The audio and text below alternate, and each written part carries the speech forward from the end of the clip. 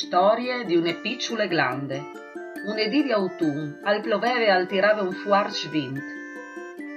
E io, o soi colade dai ramas dalla me mame, plof, in tetiere, soi sprofondate. I giornadi sa passari, il fred dall'unviera al becave, ma io, sotto la coltre di fuese di tiere, mi sentivi al sicuro al fialdù. Un lì di primavera, però, e scominciata a sentire un tic di picce. La scusa mi stava strette e sentivi aldi strani. Di un momento all'altro, cric, cric, cric. Che mi succede?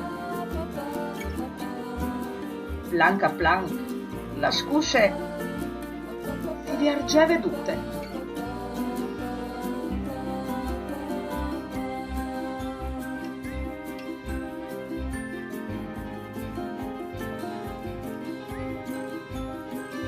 E dalla mie panze hai esciuto piccio e tena tu che cresceva ogni dì di più.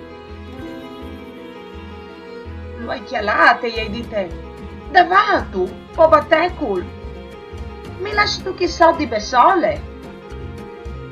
E lui mi ha dite, no tu sei sbessole, pur di chi, parzore de tiere tu diventeras un biel rol, come la mia mame. Così l'andute, e così è stato. Il germoi alla sbusalla tiere, e appena che il sorelli lo accarecciava, alla scominciata a sflurire e a mostrare tutti gli suoi meravigliosi, che balavi in compagnia del sviluppo.